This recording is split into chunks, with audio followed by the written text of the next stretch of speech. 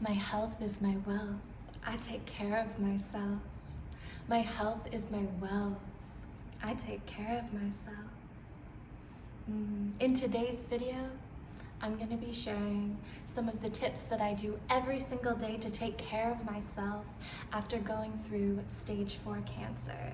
I wanted to share from the heart in this video for other cancer survivors out there, or anyone going through severe chronic illness in general, because we need to take care of our bodies, our mental, emotional, physical health, especially after going through such a severe sickness. I'm not really going to be talking much about my journey in this video, but if you guys do want to hear about my cancer journey, like and comment down below, and I'll make a future video about that, sharing my journey and everything that I went through. How are you taking care of yourself? We went through a lot if you went through cancer like me. It was so much on our bodies, our mental, emotional, spiritual health, all of the above, right? And when we go through cancer, when we go through chemotherapy, it's so important to take care of our vessel after recovering from such a process. My name's Kaylee. For anyone who's new, I'm so grateful you're here with me. If you like seeing daily shorts content and hopefully a lot of future long form content, totally subscribe. I'm grateful that you are here. So cancer survivors out there, I'm so proud of you, by the way.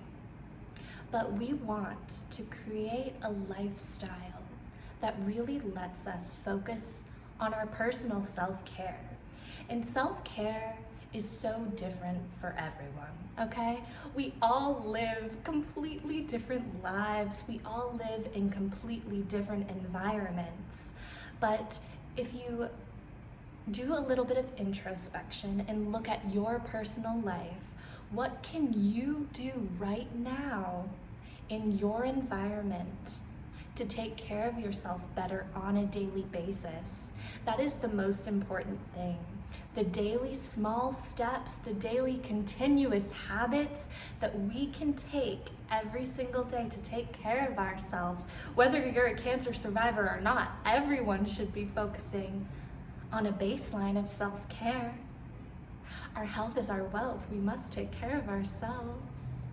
If we can't show up healthy in our body, how can we show up with anything else in the world? I love you guys so much, and I just want to inspire you by sharing what I do every single day to take care of myself a little bit. Everything I do, I think it falls under the umbrella of self-care, because self-care is such a general term. But firstly, what are you consuming every single day? You don't have to be a crazy health nut. Excuse if there's any noise in the background, I'm in a city right now, okay? You don't have to be this crazy health nut. Obviously, if we're coming from sickness, we want to do the best we can, but perfectionism, trying to strive for perfection in your health, is unhealthy in its own sense. It can be so overwhelming to try to do every little perfect thing, try to have the perfect diet, try to never do anything wrong, or never consume something that isn't optimal for your system. Trying not to overwhelm yourself by being a crazy health nut is important, but also really honoring yourself in not eating things on a daily basis that make you feel like shit, okay? Personally, I focus on a lot of whole foods in my life. When I was going through cancer, I was vegan, and that's gonna be a part of my journey video. That was a whole thing, and I would never go vegan again. It was one of the worst things I ever did for my body. But you have to ask yourself what makes you feel good. And that a lot of times comes with experimentation, because growing up, a lot of us are eating the standard American diet, and we're never really taught how to fuel ourselves that makes us feel our best way. So experiment with yourself. After cancer, this is a beautiful time for renewal, for self-discovery. Like, it's such a gift to be alive, and I'm sure if you've gone through cancer, you've gone through many deaths and rebirths like I have, and you really find the power within yourself and that self-empowerment to be your best version and do what is best for your body. So on a daily basis, when it comes to food, I personally eat an animal-based diet with a lot of whole foods. And that means I personally thrive on red meat, seafood, things of that nature, like quality yogurt, raw milk, good quality animal products, as well as some whole foods vegetables. And I also am not crazy strict. I'll eat absolutely anything basically, but I'm not eating like junk food on a regular basis. On the daily, I'm eating the food that I cook for myself, and I take care of my vessel, because when I'm cooking for myself and meal prepping and eating all the goodness in this world, I feel my best, I look my best, and I can do my best in the world. We all want to do our best in the world. But when it comes to consumption, we really have to personally find that journey. We have to go on that journey for ourselves, do our own research, do your own research, figure out what makes you feel good and what makes you not feel good, and listen to that intuitive compass in your body. And that comes down with all consumption. Personally, don't recommend drinking on a daily basis. Don't recommend drinking on a weekly basis as a cancer survivor or anyone who's come from chronic illness. I would limit your alcohol intake, but that is just my personal perspective and how I live my life. I just want to share that with you guys. Drinking it's going to age you. It's going to cause issues within every internal system in the body. So if you could limit your consumption of anything that is bad for you, I would do that. Obviously, live your life, have fun. But like for me, I'll drink maybe once a month. Like that's good enough for me. Hey, and life is also ever changing and ever evolving. So if we can just go with the flow in our lives, things get a lot less stressful, I find. Another thing when it comes to consumption is I wouldn't be inhaling things on a daily basis if you're a cancer survivor. It's just like, it's the general stuff in bad habits that make us, that no one should be doing anyways on a daily basis, or should be doing. We can do whatever we want in life, right? But the things that are damaging to the body, if you can just limit them a little bit more than the average person, I think it would be really beneficial for you, because you don't want to cause your body any more stress than it's already going through. And I'm not saying don't smoke weed or all these things, but there's alternatives in life to smoking like a joint every day or something like that. There's better options than constantly inhaling something or drinking constantly. But you do you. I just want to share that with you. Another thing I do to take care of myself all the time is movement, of course. I'm in my dance studio right now, guys. Do you like my little outfit? It was my mom's jumper. I'm literally obsessed with it. It came to me last night before I went to bed, and I was just so excited to have it. Sorry, that's a little side note, but come on, it's just so cute. Fall vibes. Movement is so important. But also don't be hard on yourself if you don't have the energy to move. It's such a process in life, guys. During cancer and when I was vegan, I tried to do a little bit of dance, I tried to do walking and stuff, but I never had the energy for anything, okay? And 2022 is the first year that I'm actually starting to move my body all the time and feel so good and actually feel like I'm getting my body back, because I went through such a period of stagnation. I was bedridden. I was in a wheelchair at one point. I couldn't walk. Tumors were bursting out of my skin. Part of the journey, right? But ultimately, we don't want to be hard on ourselves for not being able to move as much as we want if you're not feeling called to do so. But if you are feeling called to do so, I highly, highly recommend doing some sort of exercise on a daily basis, or at least like 4 or so times a week, that you can like get your heart pumping and maybe crack a sweat, because sweat is true therapy and exorcism of the system in our lives. Like when I sweat, I feel so much better. Exercise is exorcism of our internal system. Besides just the physical benefits that we get, our emotions and our trauma get stuck within our physical vessel. And one of the best ways to release this stuck trauma is through movement, is through exercise. It's one of the most powerful purging things you can do.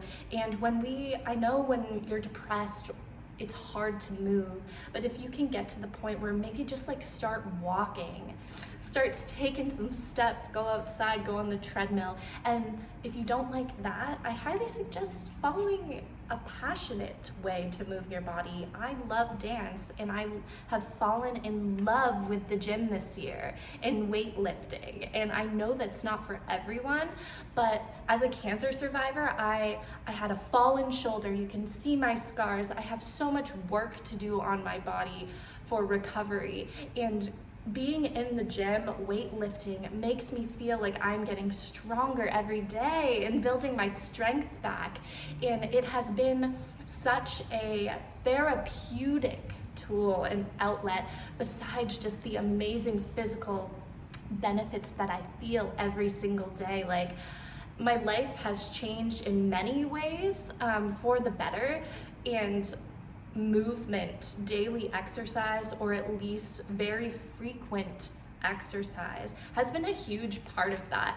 And I never used to think that like the gym would be like this lifelong journey that I want to be on, but it is, and it feels so good and so beautiful to know that there's no end to exercise. There's no end to our level up in life. Like, that's something I could talk about forever, right? There's no rush to get to a destination. Just take one step every day for doing these self-care habits, and the momentum just builds on itself, you guys. I feel so much better. Even like this summer, I've seen such an amazing level up and glow up in my life just over the past couple months. So don't underestimate the power of what even a month can do for change in your life, guys. Move your bod, move your bod. Thank you, God, for this bod. Thank you, God, for this bod. That's something I say all the time, and I highly recommend. I highly recommend affirmations and saying good things like that to yourself as well. I'm just intuitively talking, guys. I hope you don't mind this vibe. Like, that's just how I like to speak, is just from the heart and intuitively. I appreciate you being here. So like I was saying with affirmations and talking positively to yourself, I know some people think it's corny and they don't like it and it's silly, but when I was going through chemotherapy, I got on my affirmation game. I remember saying 24/7 in my head, chemo cure, that's for sure, chemo cure, that's for sure, cancer-free Kaylee G, that is me, vibe and flying free, or so, I said something like that, right? Cancer-free Kaylee G, that is me. I said these things 24/7 in my head, guys, while I was going through the chemo journey, because chemo was something that I was so resistant to, because I was trying to heal naturally for 5 years before, and I got all this information from natural healers thinking I could heal my body that way, and it didn't work out, and I almost died, and I was so resistant so resistant to surrendering to the chemotherapy. But when I finally did, I started to shift my mindset through the power of affirmations. And guys, affirmations have changed my life. It has now become my default mode. Positive perspective and magic is now my default mode in my brain, and I am forever grateful for that. And the first steps of having your brain be constantly in this state of positivity or seeing the good or having this perspective shift is by you choosing your thoughts on a daily basis. We have to watch our thoughts. We have to choose a different thought. And I know people are kind of like, how do you do that? How do you do that? When something comes in your head, you can rewrite it in your head. You don't have to choose it. For example, if you were going through chemo and the thought comes up in your head, oh, chemo's gonna kill me. No. You choose a different thought. Say bye-bye, no, you're not coming into my head. Chemo cure, that's for sure. Chemo cure, that's for sure. And you constantly are choosing a different thought, constantly.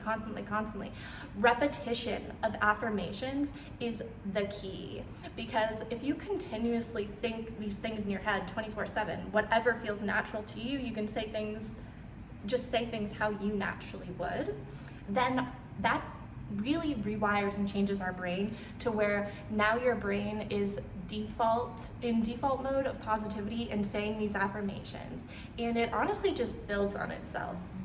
So I continuously said affirmations throughout chemotherapy, and ever since then I've been using affirmations for every single aspect of my life. And I'm an intuitive. I don't like saying the word psychic, but I'm a medium of some sort.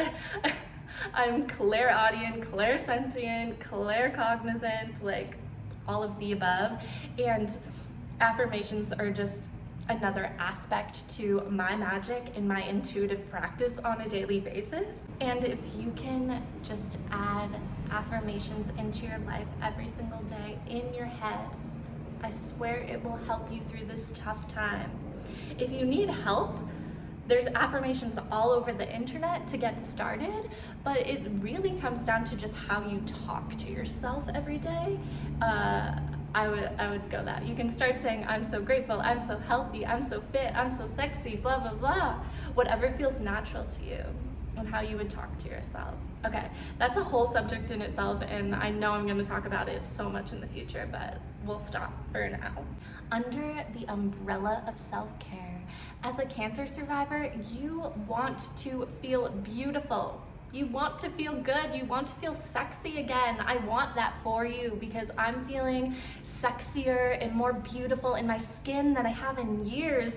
Flaws and all, right? Like, embrace these scars, embrace everything, because it's part of your journey, and it just makes you even more of a unique, beautiful soul. And for you to see the deaths that you've been through and to truly come out of it, like, you're a badass. You're a badass. So I want you to feel good about yourself. And that's why self-care for me, as far as beauty rituals, I do a lot of skincare. I love pampering myself. I go to sleep early. Like, again, with the consumption, that's a huge part of self-care, okay? What we consume, what we put on our skin, how we take care of our skin, how you take care of your sleeping habits. I would recommend not staying up all night, but if, everyone has a different rhythm in life, so obviously follow your personal rhythm and tune in to what feels best for you. Always, above anything else, above what I say, above what anyone says. Tune into you, tune into God, and listen to that, and walk with God, walk with you. I say God, but universe, universal energy. Follow what you are being called to every day. But you want to feel beautiful in your skin, and you want to pamper yourself every day. So indulge in that. This year, for the first time in my life, I've been starting to get pedicures. I've really been enjoying that. And I'm a huge skincare girl, like I said. I feel like taking care of the skin is the most important thing in order for us to appreciate our natural beauty as long as possible. I don't really like makeup. I'm totally open to experimenting with it, but I feel like taking care of the outside of our skin as well as what we put in our body are like the two most important things to beauty, besides like what we think about ourselves and the movement and the sleep. I think those are like the foundations of overall beauty and self-care is what we think about ourselves every single day, what we say to ourselves every single day, how we take care of our skin, how we move our body, what we put inside our body, and getting beauty sleep. We need beauty sleep. Why do they call it beauty sleep, guys? Come on, think about it. Think about it. I can't function without sleep. I don't know about you guys. That's cool if you can, but is it though? We really need sleep in our lives to feel as good as possible. Okay, this video is really long. I'm sorry. We're just talking. We're just talking here. If you're a cancer survivor like me, we went through a lot. We went through a lot, guys. And we need to focus on forgiving ourselves, going into shadow work and trauma work, going to therapy if you need, doing these things to help us purge the past, purge our emotions. It's so important. That's why my movement is such a huge part of my therapy in life, because we need to move through the past in the present. And we need to forgive ourselves. You need to forgive yourself. It wasn't your fault for getting sick. You didn't choose it. It chose you. And that's okay. I think truly coming to a place of surrender and acceptance is so important and so empowering as well. Like, using it as fuel, using all the pain that you went through as fuel to fuel your passions, to fuel your dreams, to let it become such fuel to be your best version in life. Like, you already died, right? You already went through a death. I call it that, right? Like, I went through several deaths. And so what else is worse than that? You already went through the worst thing in life that could ever happen to you. Obviously, a gazillion worse things. You know what I'm saying. One of the worst things in life that people dread, that people fear so horribly in life, you already went through it. And you recovered. And you're better than you were before. At least I think that. Obviously, I was amazing before, but like, I am a phoenix rising from the ashes, and I'm only leveling up more and more every day. How fucking amazing is that? You are so effing amazing, and you need to not be so hard on yourself. Recovery takes time, okay? There's no rush, because there's no end. I say it all the time. There's no rush, because there's no end. And we really, really need to be patient with ourselves every day, because healing is gonna be happening for the rest of our lives. And you know, personally, I'm unlike many. I'm a unique soul, and my life is different from the average person. And I've definitely accepted my uniqueness and weirdness, and cancer is just another branch of my endless unique ways. But my life's different, and that's okay. Like, don't you want to be different in a way anyways? Like, just living in a way and creating a life that lets you take care of yourself, that lets you be you, that lets you follow your passions, is a huge, huge thing. My words. Is a huge thing that cancer survivors, I think, really need to do. Why else? What else would you do? You already died. So fucking live your life now. You already died. You already did, right? You already went through something horrible. So do what you want. So take care of yourself as best as you can. Because a lot of people don't get a second chance. A lot of people don't. But you did. We did. So we gotta use it. We gotta use it. And that's so fucking beautiful. Let us live our lives and thrive. Let us do the best we can every single day. And if that's just doing nothing, resting completely, doing nothing, do it. We need to rest. We need to take care of ourselves. So listen to your intuition every day. If you can go hard some days and work and thrive and do all the things, hell yes. But if you need to rest, that is best. Rest is best a lot of the times, especially when we're stressed. I love you guys so much, and I'm really grateful to just chat on here and express myself with you. And I really want to share more parts of myself and my personality and my being. And there's a lot more I could say on this topic, but if you're a cancer survivor, I see you, I love you, and I'm so effing proud of you. And you don't have to get overwhelmed. Just do the best you can. And if you have a support system in your life that lets you create the life that you need to create to take care of yourself, be so grateful for that. I love you so much. Our health is our wealth. We take care of ourselves. Our health is our wealth. We take care of ourselves.